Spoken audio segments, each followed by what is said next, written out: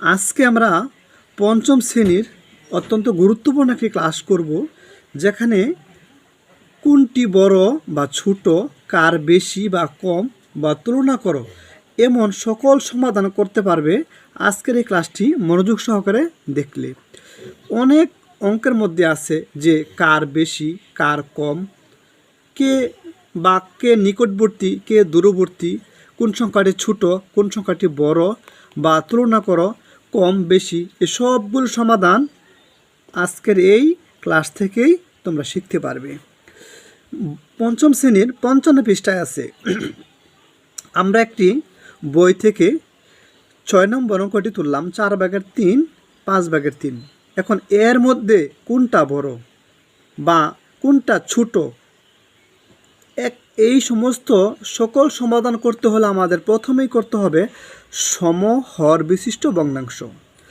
যখন আমরা সমহর বিশিষ্ট ভগ্নাংশ করব, তখন কিন্তু আমরা বুঝতে পারবো কোনটি বড় ছোট বা কার কম বেশি। এর জন্য আমরা কি করব, প্রথমেই হর ভগ্নাংশের হরগুলোর লসাগু বের করব আমরা।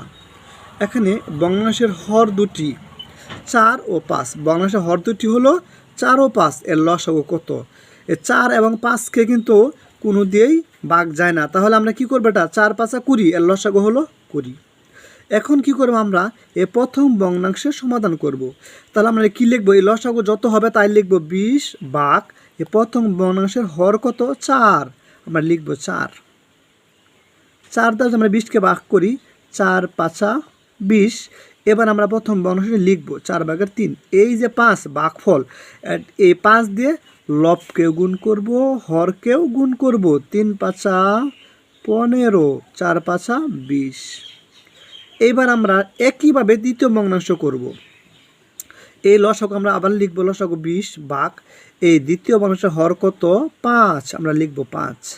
5 দ্বারা যদি ভাগ করি তাহলে কত হয়, 4 5 20, 4 হয় 4। তাহলে আমরা এই দ্বিতীয় ভগ্নাংশ লিখলাম 5/3। এখানে এই 4 মানে এই ভাগফলটা লবেও দিব, হরেও দিব, গুণ করব। 3 4 12, 4 5 20। এইবার আমরা দেখলাম যে সমহর বিশিষ্ট ভগ্নাংশ হয়ে গেল। এরও হর 20, এর হর 20। এখন কিন্তু লব 15 আর এই ভগ্নাংশের লব হলো 12, তাহলে আমরা বুঝতে পারি যে এটা বড়। তাহলে কোন ভগ্নাংশটি বড়, আমরা কিন্তু এখন অতি সহজেই বুঝতে পারলাম যে এই যে 20/15, এর নাম হলো বড় 20/12। যদি থাকতো যে কোনটি ছোট বা কম, তাহলে আমরা বলতাম যে এটি ছোট বা এটা কম। এখন আমরা আরেকটি সমাধান করি। 4 নং 16/11, 24/17।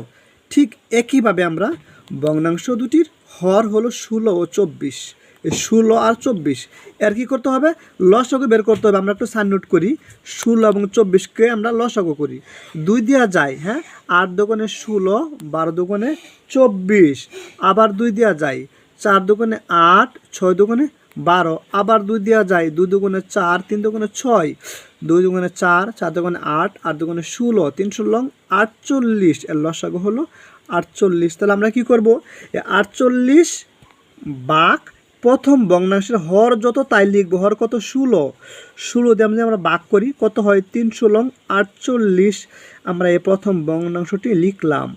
এই ভাগফলটা লবেও দিব, হরেও দিব, গুণ করব। 3 11 33, 3 16 48।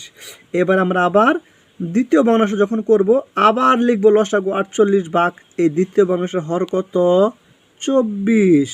24 দিয়ে আমরা ভাগ করলে 24 2 গুণে 48। এই দ্বিতীয় ভগ্নাংশ আমরা লিখলাম 24/17। এই ভাগফল দিয়ে লবকেও গুণ করব, হরকেও গুণ করব। 17 দুগুণে 34, 24 দুগুণে 48। এখন কোনটা বড়, যেহেতু হর সমান, তাহলে 34 এবং 33 বোঝা যায় যে অবশ্যই 34 বড়। তাহলে আমরা লিখতে পারি 48/33, এই যে বড় 48/34, অর্থাৎ এটাকে আমরা বড়, যেদিকে আমরা ছাত্রদের বোঝার জন্য বলে থাকি যেদিকে হাত থাকবে সেটাই হলো বড়। তাহলে আমার কথা হলো, যদি থাকে কোন ভগ্নাংশটি বড়, তাহলে আমরা বলবো এই ভগ্নাংশটি বড়। যদি থাকতো কার বেশি, যদি নাম লেখা থাকতো যে সবুজ ও মিতু, কার বেশি, তাহলে আমরা দেখতাম কোনটা কার নাম, এটা যার নাম থাকতো তারই বেশি। বা যদি থাকতো ভগ্নাংশ দুটি তুলনা করো, তাহলে এই যে এটা কিন্তু তুলনা করলাম আমরা, কম বা বেশি। তাহলে কোনটা কম, কোনটা বেশি, কোনটা ছোট, কোনটা বড়।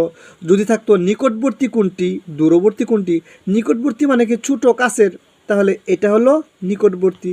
এখানে যদি লেখা থাকতো যে সবুজের এটা, মৃত্যুর এটা, তাহলে আমরা লিখতাম যে সবুজেরটা নিকটবর্তী। তাহলে আমরা ছোট বড় কম বেশি তুলনা সব কিছু বোঝার জন্য কী করব, সমহর বিশিষ্ট ভগ্নাংশে রূপান্তর করব।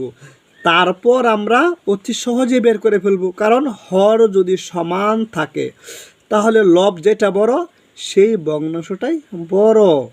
এভাবে আমরা এগুলি সমাধান করব। ধন্যবাদ সবাইকে।